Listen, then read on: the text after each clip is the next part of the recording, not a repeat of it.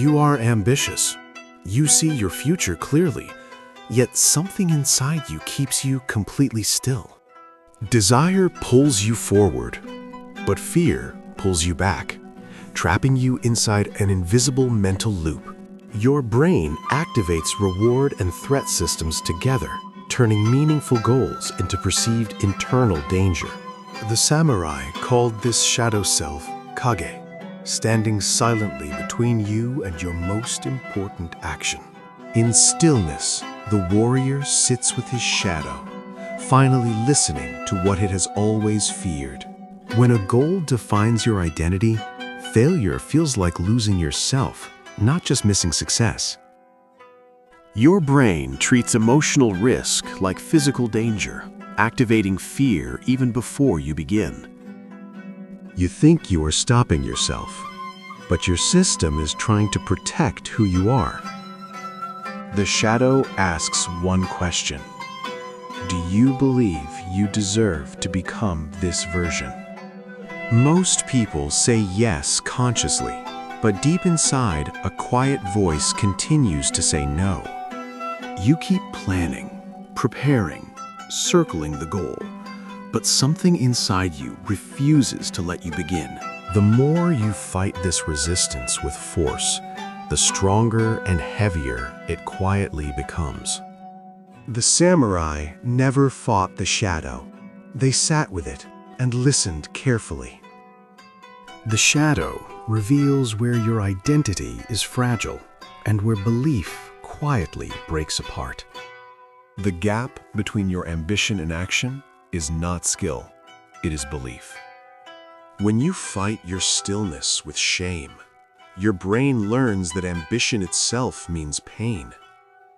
Slowly, the feeling of ambition disappears, not from failure, but from repeated emotional resistance. The samurai asked a different question. What is my stillness trying to protect inside me? The moment you listen, the shadow softens, and movement becomes possible again. You do not destroy the fear. You carry it with you and finally move forward. Your ambition was never the problem. The hidden belief beneath it quietly decided everything. That belief whispers you are not ready, not worthy, not yet the person. The only way forward is to face that voice and move anyway. The question is not why you are stuck, but what you are avoiding hearing. What is the one thing you have delayed, waiting for permission you never gave yourself? Right before you begin is the most dangerous moment, where your mind tries hardest to stop you. Not because you are weak, but because this step changes who you believe you are. Most people turn away here, returning to comfort, repeating the same silent loop. But the few who step forward break something invisible inside themselves forever. And what happens next, in that exact moment, is what changes everything. Right after you decide to begin, something even stronger appears inside you. A deeper resistance, quieter, heavier, pulling you away from the first real step. This is the moment most people misunderstand and where they lose everything. Because the brain is not afraid of failure. It is afraid of what success changes. And what success changes first is your identity, not your results. The closer you move towards change, the more your identity feels like it is being threatened. Your brain reacts by slowing you down, creating hesitation before every meaningful action. You are not losing motivation. You are protecting the version of yourself you already know. The familiar self feels safe, even if it keeps you stuck in the same repeating patterns. So every step forward feels like losing something, not gaining something new. The samurai did not remove fear. They changed how they responded to it. Instead of pushing forward blindly, they paused and faced the resistance directly. They asked what the fear was protecting and what belief it was holding in place. In that awareness, the resistance lost its control and movement became natural again. Action did not come from force, but from alignment between identity and intention. When identity and action align, movement feels natural, no longer forced or resisted from within. You are not becoming someone new. You are allowing who you are to finally act. Most people wait for confidence, but action is what creates the belief they need. The next level begins the moment you stop waiting and step forward anyway. But there is one final moment, more dangerous than all the others combined. The most dangerous moment is not failure. It is the second right before you begin. Because in that moment, your mind launches its strongest attempt to stop you. Doubt becomes louder, fear feels real, and hesitation suddenly feels logical. You start thinking, maybe later, maybe tomorrow, maybe you are not ready yet. And that single moment decides whether your life changes or stays exactly the same. In that moment, your brain runs a rapid calculation between risk, identity, and emotional survival. It predicts failure, rejection, and loss, even when none of those have happened yet. The amygdala activates, signaling danger, freezing your body before action can begin. This is not conscious thinking. It happens faster than you can even notice. By the time you feel hesitation, your body has already decided to stop. The samurai knew you cannot think your way out because the system moves faster than thought. So instead of waiting for certainty, they acted before the hesitation could fully form. A small movement, almost automatic, breaking the freeze before it takes control. Action interrupts fear, and the body begins to relearn that movement is safe. This is how momentum starts, not from motivation, but from interrupting the pattern. You do not need more motivation. You need to move before your mind tells you not to.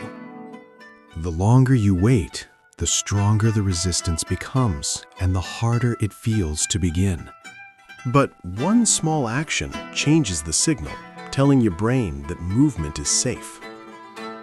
The next time hesitation appears, you will recognize it and move anyway.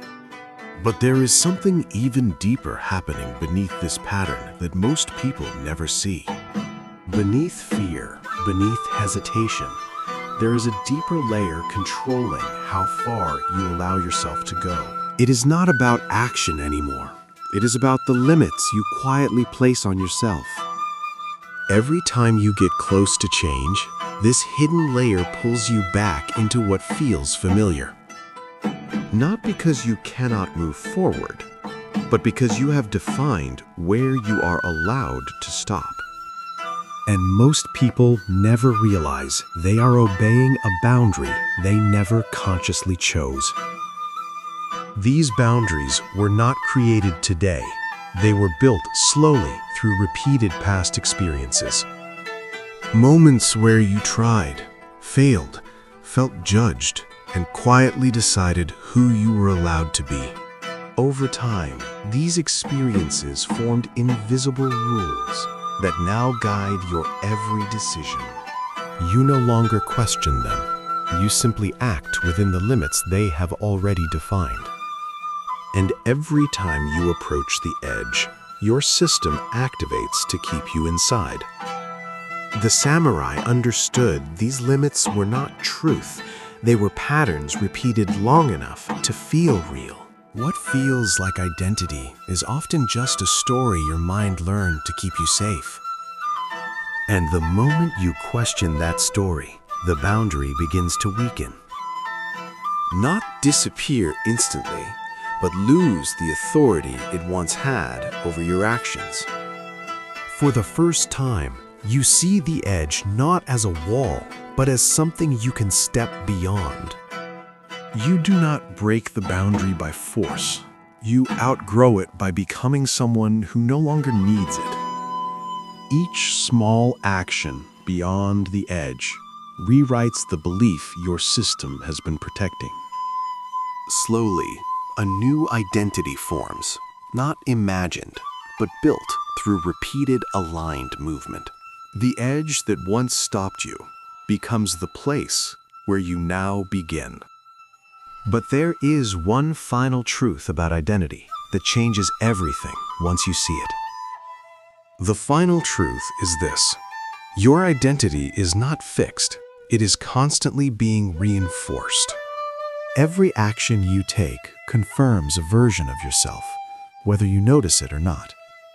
You are always becoming someone. The only question is whether you are choosing it. Most people live inside identities built unconsciously, repeating patterns they never questioned. But once you see this, you cannot unsee it, and everything begins to change. The person you become is shaped by what you do in the moments you usually avoid. Not the big decisions, but the quiet seconds where you choose to move or stay still.